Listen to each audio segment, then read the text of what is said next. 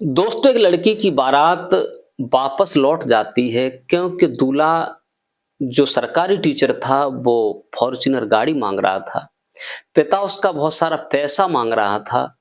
जब लड़की को ये पता चला कि दहेज ये लोग मांग रहे हैं, मेरे पिता पर इतना पैसा नहीं है।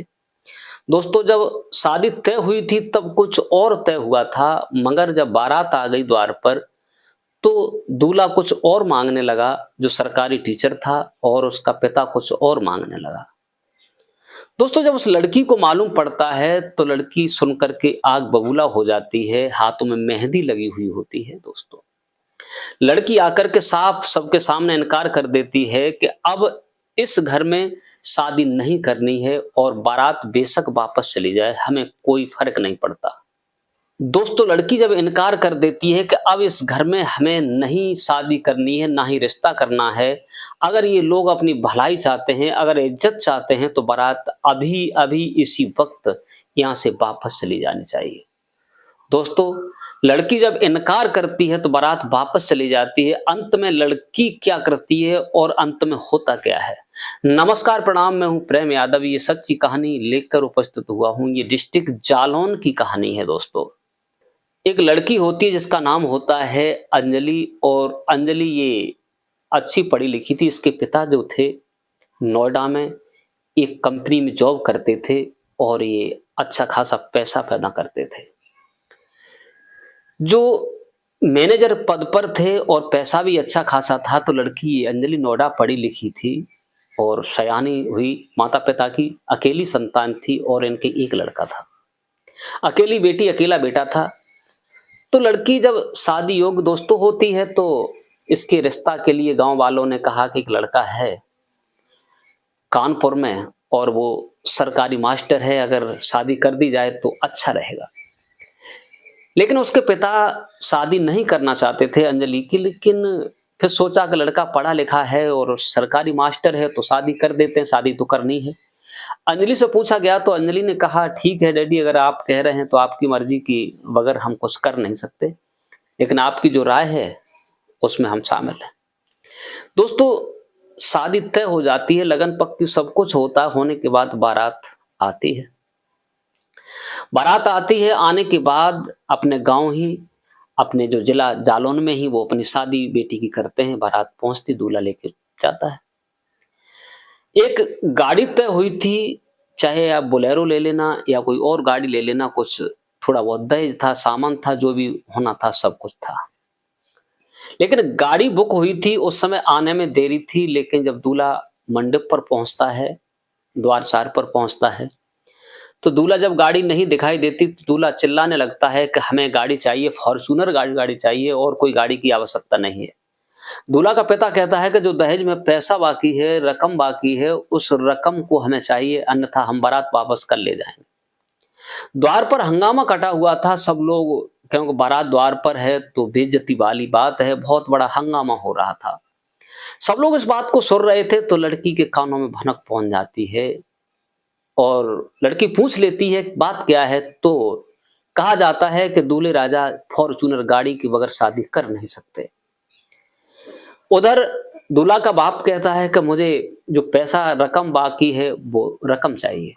दोस्तों, जब लड़की ये बात सुनती है तो उस पर रुका नहीं जाता, क्योंकि वो लड़की पढ़ी लिखी थी। दोस्त, पढ़ी लिखी लड़की थी और वो पहुंच जाती है फट से, और दूल्हे राजा से सवाल करती है, क्या मेरे पिता ने तुम्हें खरीदा है?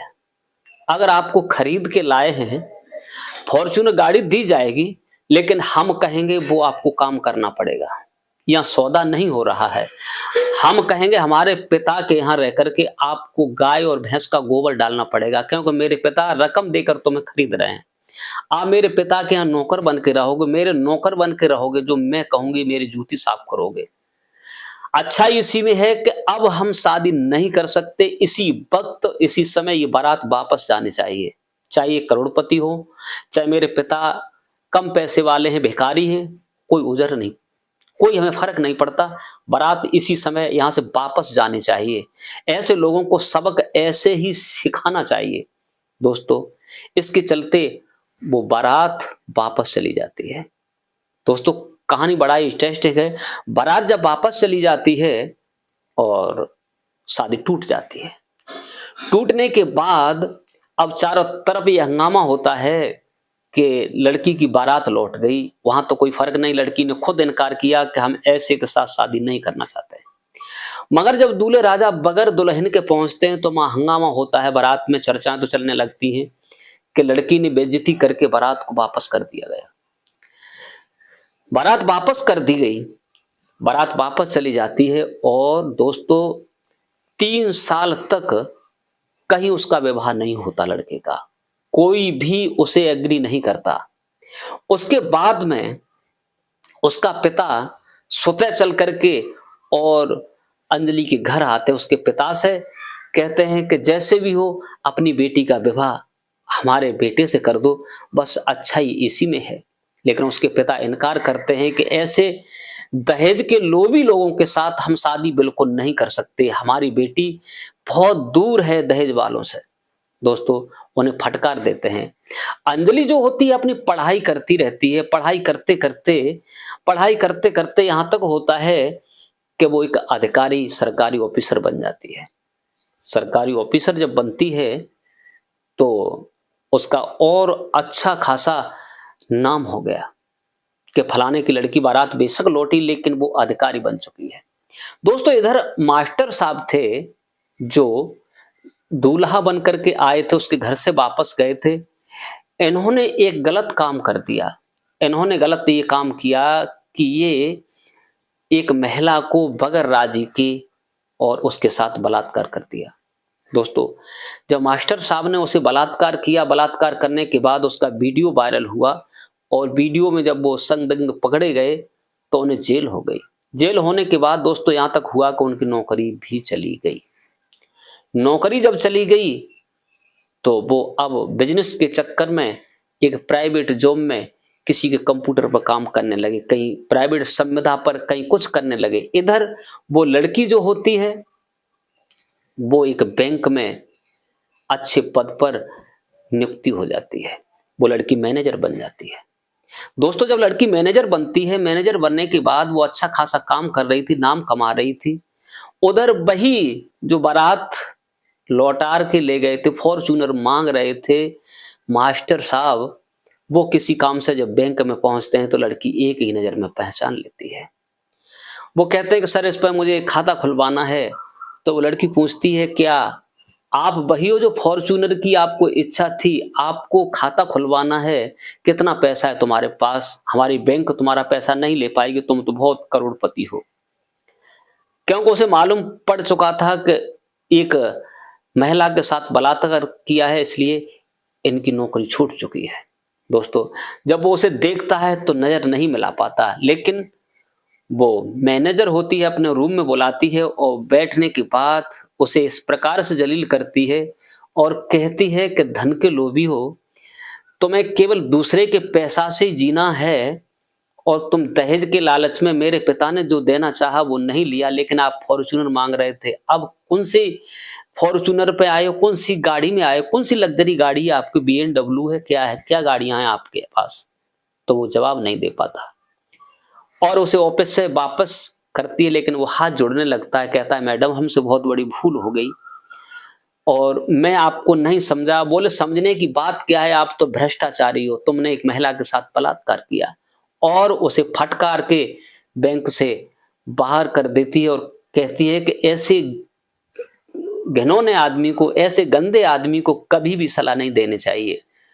उसका खाता तो खुलवा देती है लेकिन उसे बाहर कर देती। दोस्तों उसके बाद में जो लड़की अंजलि होती है अपने पसंद का लड़का चुनती है। वो कम गरीब लड़का था जिसका कोई नहीं था, ज्यादा पढ़ा लिखा नहीं था, केवल BSc किए हुए था। उस लड़का को अपनी एक रिश्तेदारी में वो लड़के को चुनती है। लड़का सुंदर था लेकिन उसके पास कुछ पैसा नहीं था दोस्तों। लेकिन उसने ये ठाना था कि पैसे वालों के दिल में कभी इज्जत नहीं होती है, वो कभी भी महिला को इस प्रकार से नहीं समझते हैं। उस लड़के को उसने चुना जो एक गरीब था, रिश्तेदारी में उसका था। उसे पसंद करती है और अपने पिता से कहती है पिताजी जो बुआ जी का लड़का है और उसका दोस्त है उससे मैं शादी करना चाहती हूँ। वो गरीब भले है, लेकिन पिता कहते हैं गरीब है, तुम्हारी हैसियत, बोले हमें उससे कोई मतलब नहीं है, वो हम जब पैसे वाले हैं तो वो भी पैसे वाला हो जाएगा, लेकिन मुझे वो इज्जत तो देगा। दोस्तों, उसी समय उसके घर रिश्ता लेके जाते हैं तो वो लोग कहते हैं कि आपकी हैसियत बहुत है, हम तो एक गरीब हैं, मेरे पास इतना बढ़िया मकान भी नहीं है। कहा मेरी बेटी मैनेजर है, वो कह रही है शादी के लिए, तो आप इनकार क्यों करते हो।